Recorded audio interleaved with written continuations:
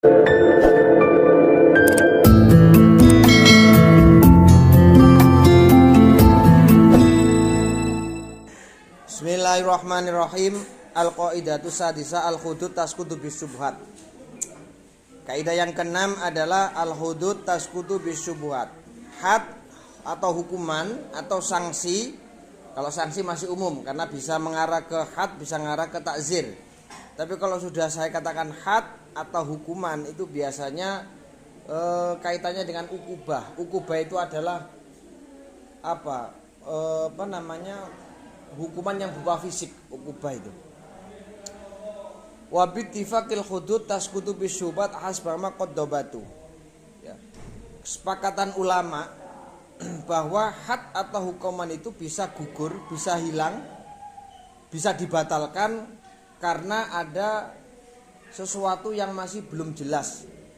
Ya, karena ada sesuatu yang belum jelas. Lah ketidakjelasan itu ada kalanya melalui subjeknya atau failnya atau proses perjalanan atau pada objeknya. Maka tadi ada ya fa'il, ma'al dan mahal gitu ya di makalah tadi. Wa asluha minal hadis warada min turuqin nadidatin nu'tumida. Dasar daripada kaidah ini al-hudud tasqutu bisyubhat itu diambil dari hadis yang warid yang diriwayatkan oleh rawi-rawi yang banyak, rawi-rawi yang bisa dipercaya, bisa dijadikan pedoman dan dasar hukum. Salah satunya di antara hadis itu diriwayatkan oleh Imam Tabrani dari Ibnu Mas'ud. Statusnya adalah hadis mauquf yang berbunyi idra'u al-hadu al-hudud wal qatla an ibadillah mastata'tum.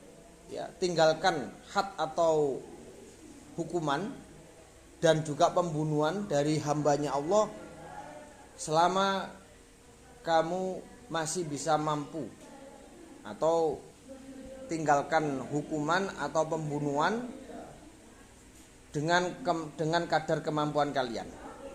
Ya, itu adalah dasar dari hadis. Banyak ya, dari Quran pun ada. Kemudian la farqa baina kauniha fi man fa'al waridatan au fi tariqatin au fi tariqin au mahal.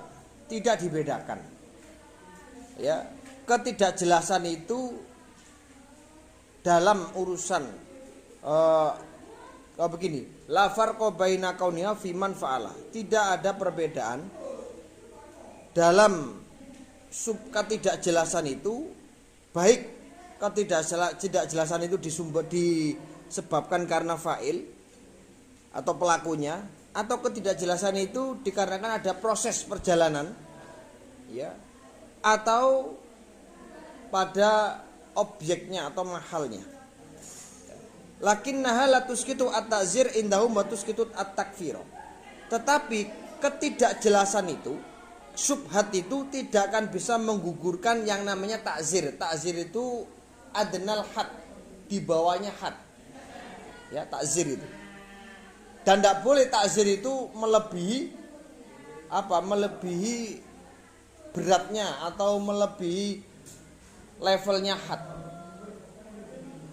Watus kitu at-takfir, dan juga bisa menggugurkan kafaroh.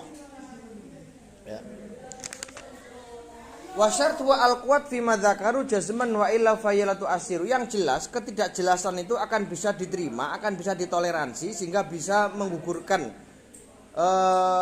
had atau hukuman dengan syarat ketidakjelasan itu benar-benar kuat, bukan lemah statusnya. Kalau memang lemah, wa illa fayalatu asiroh.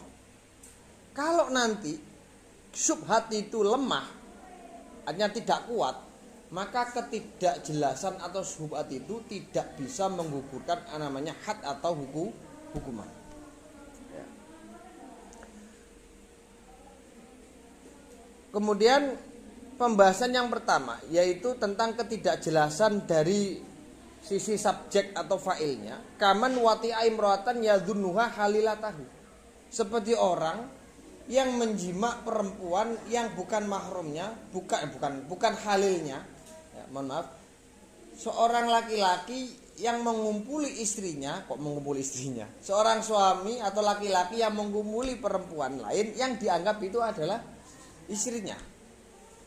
Saya dari dulu itu sebenarnya masih muskil, kok iso yo? Sampai gak tahu atau ketidakjelasan atau sampai keliru. Ya akhirnya saya reka-reka sendiri, mungkin karena bisu atau karena terlalu mirip sehingga dia nggak bisa ngomong atau dalam keadaan gelap kemudian ora enek lampu. Ya toh, digarap apa yo gelem ae. Dianggap yo bojone. Tapi kan kayak itu ya bisa masuk akal juga ya. Ya. Dalam keadaan gelap namanya ndak ada lampu ya, dianggap itu suaminya dan itu mungkin satu rumah ya, dia punya saudara kembar datang dikumpuli dilala pas isu-isu loh kok duduk bojoku. Akhirnya ini namanya wati subhat ya, wati subhat. Lah saya kan nggak mungkin, kayaknya nggak mungkin sekali kayaknya sekarang, karena yo padang yo cara bedakno iku yo mungkin iso lah. Jenenge wong ya saudara kembar terus biasanya yo gak sak omah gitu. Semirip-miripnya manusia itu mungkin masih bisa kok dia mendeteksi itu ya tapi nggak tahu kalau zaman dulu buktinya ada kasusnya ya, namanya wati subhat. Wati subhat itu nanti apa konsekuensinya? Wajib membayar mahar misil sebagai tebusan tadi, wis memanfaatkan buduknya tadi nggih, wis memanfaatkan ngene wong liya iku mang, akhirnya sebagai tebusan, sebagai hukumannya dikasih apa? Denda mahar misil. Mahar misil itu apa? Mahar yang disamakan nominalnya dengan saudara-saudara perempuan yang diwati subhat tadi. Ya, rek nominal iku momo 1 juta ya 1 juta. Rek nominal 5 juta ya 5 juta. Ya salamu kowe gerusa-gerusu ae ya. Nggih. Terus sampai ngumpuli wong wedok sing mahar iku luar biasa nominalnya. Kuwi kapokmu kapan nggih? Ngumpuli gak jelas. Mahar tanta wati subhat. Dilalah mahar misile iku sampai 10 juta. Ya peyok kowe. Wong pancen mahar misile sak mono. Ya makanya aja gerusa-gerusu. Kalau kita lihat maharnya orang Dayak, maharnya orang Arab itu Masya Allah. Ini sosok ngedoloma barang. Ya maharnya itu 150 juta, 200 juta. Orang itu kayak dijual. Ngopeni kecil ya. Kan gitu. Arek wong Jawa kan enggak simpel. Dek, kamu pengen apa? Maharnya. Udah mas terserah. Saya serahkan kepada kamu. Ya enak ya. Gitu. Kalau sana cepet tuh kan menen. Bocah ora karo-karuan. Itu enggak menghargai itu. Asli menghargai. Selagi kamu punya itu ya kasihlah materi. Beda kalau kamu posisinya benar-benar enggak punya, seperti Sayyidina Abu Bakar itu ketika diminta Rasulullah supaya ngasih mahar kan ini enggak punya banyak, akhirnya disuruh ngasih cincin walaupun terbuat dari besi kan, khotamun min hadidin itu. Itu pancen bener gak duwe. Lah kowe main FF wis akeh olehmu top up. Gawe mahar gak iso, ayo lucu dah. Tuku chip-chip barang ya akeh. Iso ngambil pirang juta, tapi yo mahar ra iso. Lucu kok arek mahasiswa. Kadang yang bayar telat tapi tuku pulsa yo kuota iku wis gak tau leren. Wis gak tau entek lah. Kadang-kadang kan dolim itu, tidak menempatkan sesuatu pada tempatnya. Suwane takoki mboten gak ada harta. Tapi pulsa iku pirang-pirang. Kuotae gak tahu kentekan. Ya itu mene sampean yo ngono, Mbak. Selama dia itu benar-benar punya walaupun ndak terlalu kaya, jangan sekali-kali dikai mahar ku mek bawa kaping 3. Lu ada. Kasusnya orang itu ndak tahu ya, saya nggak tahu kalau ini. Memang dia benar-benar nggak punya apa memang disengaja seperti itu. Maharnya itu kuluwahat ping 3. Coba bayangkan. Kuluwahat ping 3 sing ganjarane dikhusus nggone calon bojone. Coba surat Al-Ikhlas ping 3 ngelone sampai legrek. Bayang nih. Ya. Sing wedok ya gelem ayo. Saking senenge, Bang. Saking seneng. Tapi sampean ku yo ngono, aja terlalu materialis. Nggih, wis ngerti bojone ku ora patek sugih. Nggih, kuli yo pira sih bayaran 130, 120. Mak jauluki mahar emas 30 gram. Peok yo. Antam pisan. Yo. Gak karu-karuan. Kata Rasul, khairus shadaq aisaruhu. Sebaik-baik mahar itu adalah mahar yang dirasa ringan oleh suami. Gitu. Jangan sampai terlalu memberatkan. Kula lho pribadi mending gak usah berangkat sholat, mending duit beres. Saya dulu maharnya itu 99.500. Jadi waktu akad selesai disusui 500 repis. Oh, tapi kan saya punya latar belakang di situ. Istri saya mau. Tapi ketika proses peminangan itu tak kasih agak banyak. Ya, aja seudon dhisik. Oh, semari wis biasa wis gawe simbolis. Pokoke yang penting mutamawal itu ya. Berharga itu enggak masalah. Pokoknya begitu. Jangan sekali-kali nikah itu memberatkan suami dalam hal mahar. Kowe niat golek duit dan niat rabi. Ya, saya itu dulu salut dengan kiai-kiai sepuh dulu itu. Kiai-kiai sepuh itu yang dilihat itu haliyahnya. Yang dilihat itu akhlaknya dulu. Bukan materialnya. Jadi sing didelok niku mesti akhlake piye, tahu jawabe piye. Merasa urusan dunia iku gampang, golek bareng iso. Maka Mbak Maimun itu kalau kamu nikah jangan nunggu mapan. Karena kemapanan itu akan bisa dibangun oleh dua orang suami istri. Dan ketika kemapanan itu dibangun oleh dua orang ini, suami istri, maka rumah tangga itu akan insya Allah sakinah mawaddah warahmah. Karena ndak ada yang eri-erian. Wah aku sing luwih sugih. Wah aku sing duwe akeh. Kowe iku melarat, kowe iki nggawa klopo loro mek pikulan siji kan yo repot. Kan repot ngono ku. Akhirnya kan menstatuskan diri itu saya lebih dominan. Mending sama-sama berangkat dari nol, sama-sama berangkat dari bawah, kemudian dia menjadi orang sukses, itu akan lebih terasa bahagia. Ini sama rapi kok jonggol iso iso percuma. Ya nyun sewu le, mohon maaf. Kadang-kadang ada orang yang punya sifat jelek. Ya, karena dia merasa kaya, digawe keset bojone. Wong melarat ae kok. Gandhe apa-apa. Rene nggawa klopo loro pikulan siji lho. Kan yo kan wis ngono kaya gak enak ya. Wong glondong semprong wong tok ya. Ya ini memang sekaligus saya jawab bahwa wati subhat itu nanti ketika sampai hamil maka anaknya tetap menjadi anak dua-duanya, menjadi anak suami istri tadi, bukan suami asli ya, menjadi laki-laki yang mewati tadi dengan perempuan yang melahirkan, bukan kepada suami. Paman kuwe mewati subhat, kleru, dilala sampai meteng, iku ya anakmu. Nah, sampai kena anak. Islam itu hebatnya begitu. Engko lek kapan rabi pas anak iki wedok ya kowe wajib maleni. Namanya wati subhat itu kan wati yang tidak jelas dan otomatis nasabnya ya kepada bapaknya. Makanya sampai disuruh ngasih mahar misil itu. Bapake loro ya mboten itu tuh bapake, sing suami itu bapake, sing bapak ya sing mati subhat iki lho. Paham nggih? Itu siapa yang wajib menafkahi? Yuk, wong lanang sing nyelonong mau. Sing dianggap bojone. Nggih. Makanya ini benar-benar harus ada satu saksi, bukan saksi suatu penetapan dalam dirinya kalau memang dia benar-benar itu khilaf. Bukan karena nyelonong. Kalau nyolong benar zina itu. Ya. Itu karena fa'ilnya. Kemudian aufi torikin. Torik itu adalah manhaj.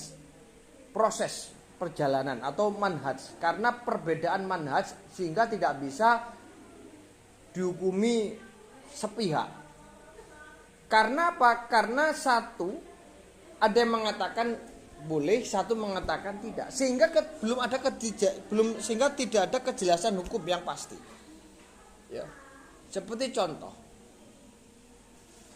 nikah mut'ah itu kan kalau kaum Sunni itu yang sudah diharamkan karena sudah melalui proses nasakh wal mansukh, sehingga nikah mut'ah nggak boleh lagi lakukan. Tapi kalau menurut Syiah itu masih dilegalkan. Jadi antara Sunni dan Syiah itu masih berbeda pendapat.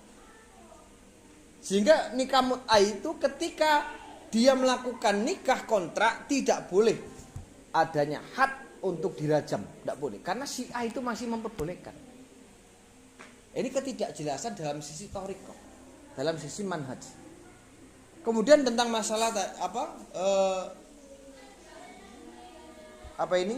tentang nikah bila waliyin wala syuhudin. Daud al-Zahiri walaupun menurut Syafi'iyah itu tidak boleh dipakai. Pendapatnya Daud al-Zahiri itu nggak boleh dipakai. Itu kesepakatan ashabina atau ashabus Syafi'i. Nah, karena di madzhab Syafi'i itu nikah tanpa wali, nikah tanpa saksi itu tidak sah, sehingga hubungan laki-laki perempuan atau suami istri itu dihukumi zina. Sehingga ketika dia menikah tanpa ada wali, tanpa ada saksi, kemudian dia berhubungan, maka dihukum zina. Ya kan? Itu urutannya. Tetapi Daud al-Zahiri itu berbeda, bahwa nikah bila waliyin wala syuhudin fahuwa yasihu. Nikahnya sah. Sehingga hubungannya laki-laki atau suami istri tadi tetap dia katakan sah. Tidak bisa dia dihukumi zina. Ketika terjadi ketidakjelasan dalam manhaj ini, maka hukumnya had atau hukuman itu tidak bisa didekatkan atau nggak bisa didirikan atau nggak bisa diterapkan karena ketidakjelasan hukum. Itu dari sisi historik. Yang ketiga adalah dari sisi objeknya, dari sisi mahalnya. Seperti amat al-mustarokah wal katibah. Budak itu ketika dia dibeli dengan cara urunan, dibeli dengan cara mustarok. Misalkan saya beli budak dengan teman saya. Misalkan dia harganya 1.000, berarti kan saya 500. Ya. Berarti budak ini statusnya mustarok, ya milik saya, milik teman saya. Sewaktu-waktu saya menjimaknya, saya mengumpulinya. Maka ketika saya mengumpuli, tidak bisa dihukumi saya itu terus berzina kemudian dihukumi khat rajam, tidak bisa. Karena apa? Karena masih belum jelas wong ini juga milik saya, di sisi lain juga milik dia. Kan belum jelas. Apa ya terus budak itu separuh guemu, separuh gue kan nggak mungkin seperti itu. Ngore bagian baina sira waruba iku nggunanmu, terus iku liyane gak mungkin. Kan orang kan nggak bisa dibagi, kecuali rumah. Kalau rumah tanah itu kan bisa dibagi. Kalau kan nggak bisa. Sumur itu kan juga nggak bisa, makanya menggunakan akad suf'ah. Karena nggak bisa dibagi. Ya. Sifatnya kan suyu itu menyeluruh gitu. Makanya ketika dia mengumpuli budak nggak bisa dikatakan dia berzina dan mendapat hukuman, nggak bisa. Ya. Watus kitut at-takfir fayuhaddu man syariba an-nabit wala yur'a khilafa bi Hanifah. Wa man watiya ammatan abaha as-sayyid wala yur'a khilafa ato fi bahadil jawari lil wat'i.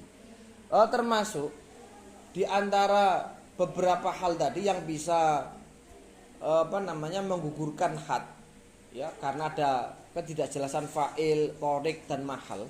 Itu ternyata di situ juga bisa menggugurkan yang namanya kafaroh. Ya, menggugurkan namanya kafaroh. Seperti ada orang atau suami istri yang melakukan hubungan seksual di siang bulan Ramadan. Ya, karena dia lupa. Dianggap itu tidak puasa. Paham ya? Ketidakjelasannya di situ. Karena menganggap dia tidak puasa.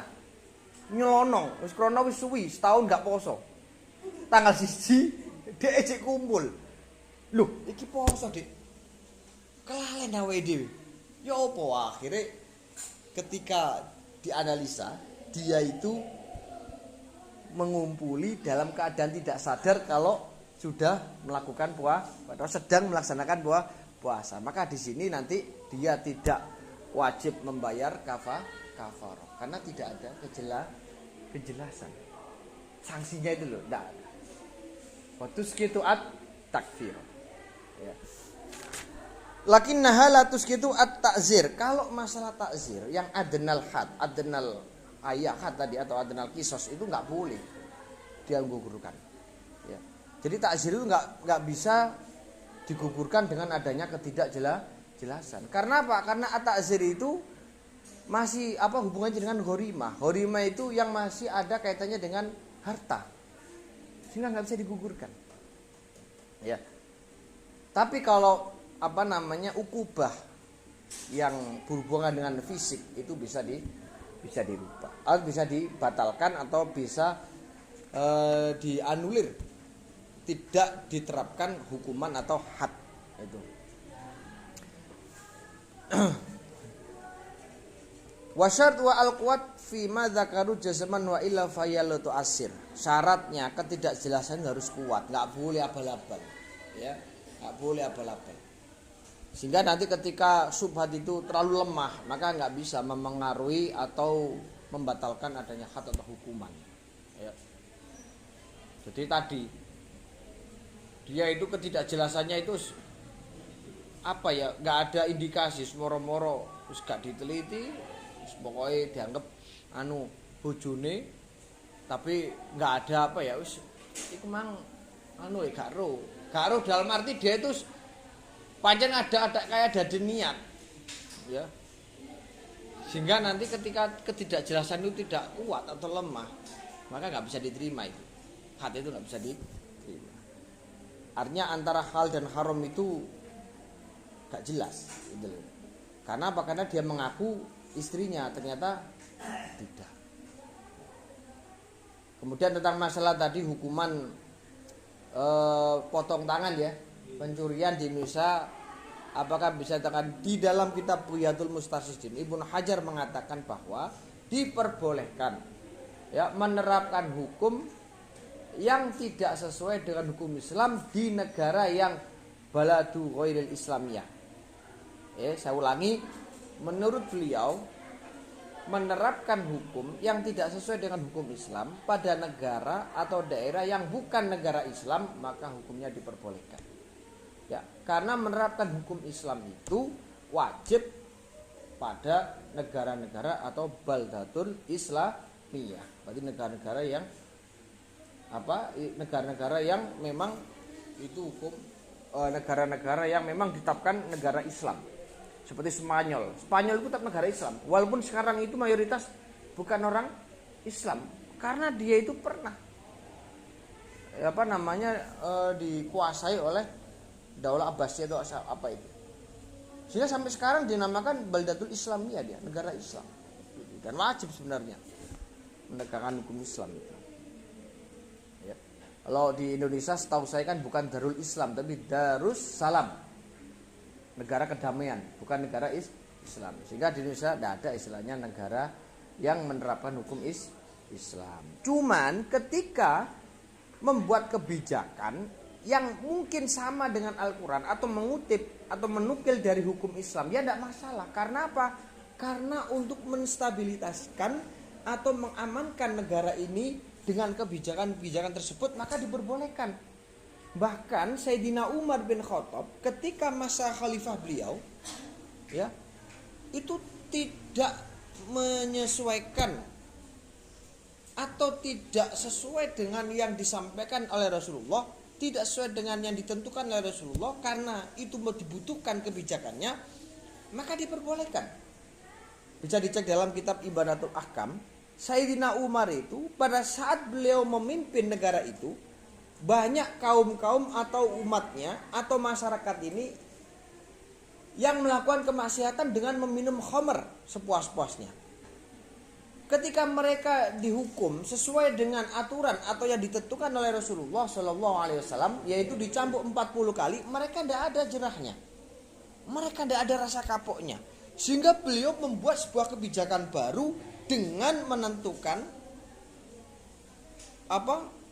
hukuman cambuk bagi peminum khamr sebanyak 80 kali, 2 kali lipat dari ketentuannya Rasulullah. Tidak masalah.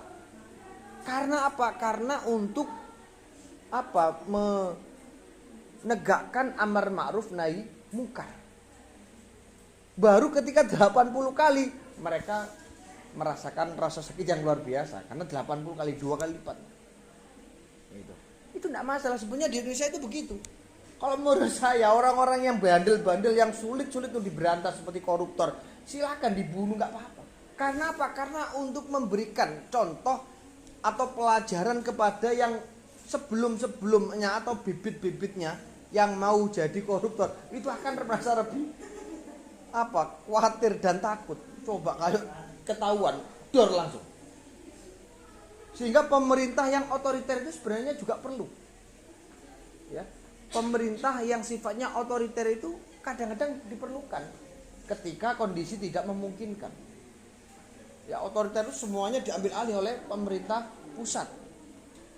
Makanya dalam zaman dulu Pak Soeharto itu memang betul beliau otoriter. Tapi kan orang nggak ada yang berani. Makanya di situ ada yang namanya Petrus, pembunuhan misterius itu. Kalau ada orang macam-macam, gak kesuwen, kayaknya sak minggu budal deh. Karek jeneng tok. Gelangsing, taleni, bawa di hutan, tembak, tier, gua.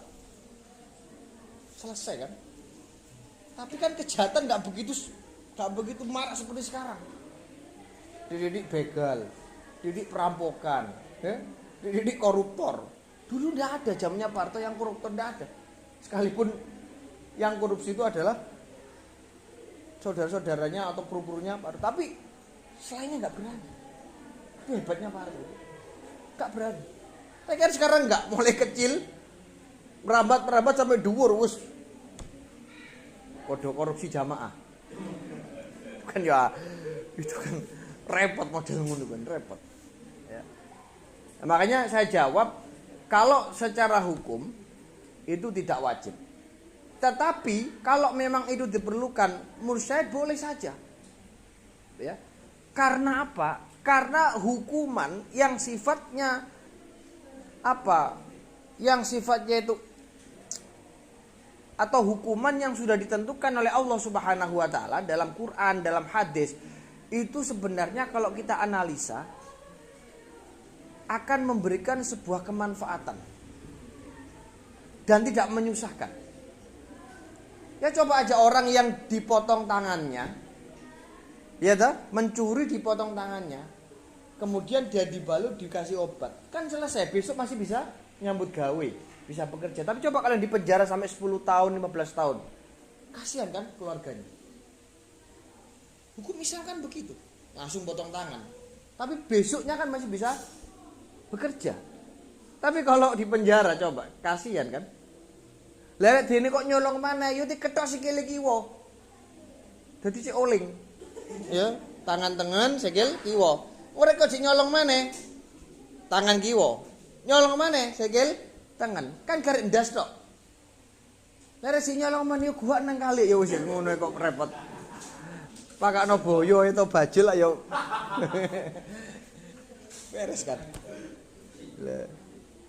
Jadi ini penting ya. Pelajaran ini. Makanya saya itu berkali-kali bilang ke mahasiswa itu, jangan sekali-kali minta ke saya presentasi ropel. Saya nggak setuju sekali ropel. Wong ini aja belum selesai kok. Apalagi ropel. Ini al-hudud tasqutu bisubat itu sedikit sekali sebenarnya. Nggak ada sampai 1 lembar. Tapi panjang sebenarnya. Kan kasihan nanti.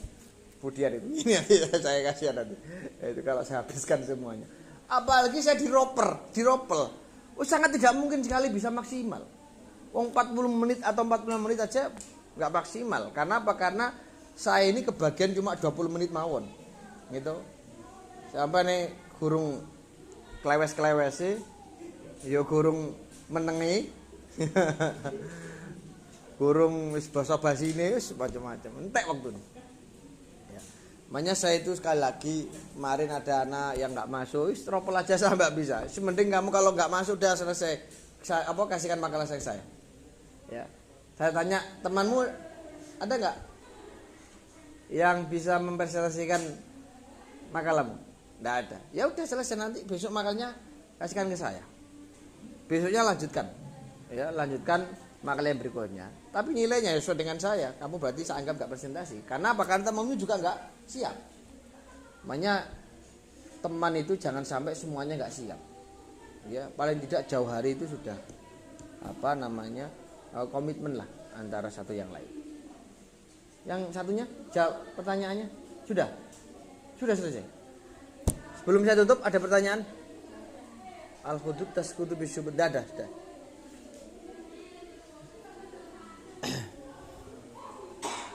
Sudah. Al-Fatihah.